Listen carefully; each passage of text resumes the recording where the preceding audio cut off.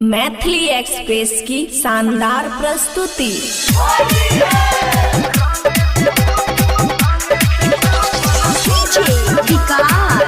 खुशी recording studio बलुआ। होली में बनन तू रंगदार रे, रंगे में छौरा सूट सलवार रे।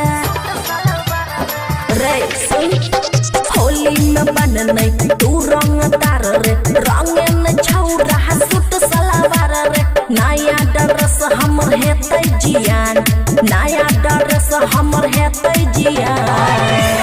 होली में छौड़ी गे बुरा नहीं मान, अच्छा रंगे दे अपन पूरा सामान।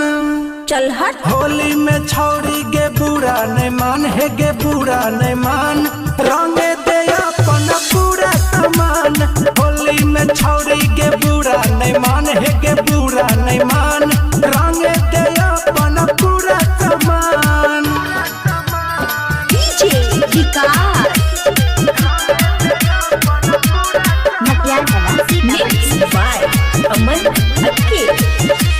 कदे बुढ़िया के ढीला लगबो रंग लाल पीला, सही से डाले दे छौड़ी करना ही तू गलीला।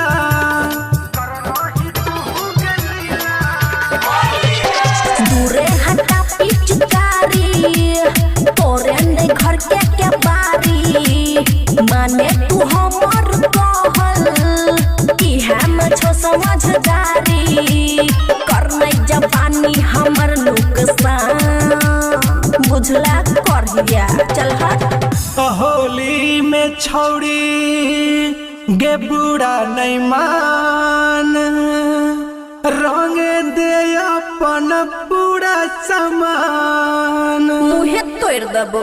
होली में छौड़ी गे बुरा नहीं मान, हे गे बुरा नहीं मान, रंगे दे अपन पूरा सामान।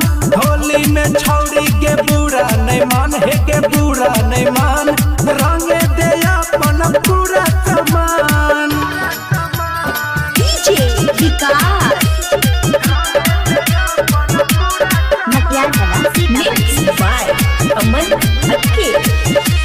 छियो हम छोड़ा दबंग गे, दारू पी के मतंग गे, देवो छोड़ाई गे छौड़ी दहिया के पूरा जोंग गे। दूरे तू हट रे छौरा, लगे न सट रे छौरा। खुशिया बाबू के तू नामे न रट रे छौरा। राजा सनी नहीं करे हरा, बुझले करिया।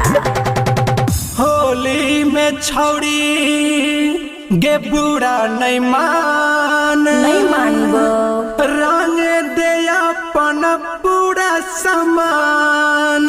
आने होली में छौड़ी गे बुरा नहीं मान, हे गे बुरा नहीं मान, रंग दे अपन पूरा सामान। होली में छौड़ी गे बुरा नहीं मान, हे गे बुरा नहीं मान, रंग दे अपन पूरा सामान। खुशी रिकॉर्डिंग स्टूडियो बलुआ।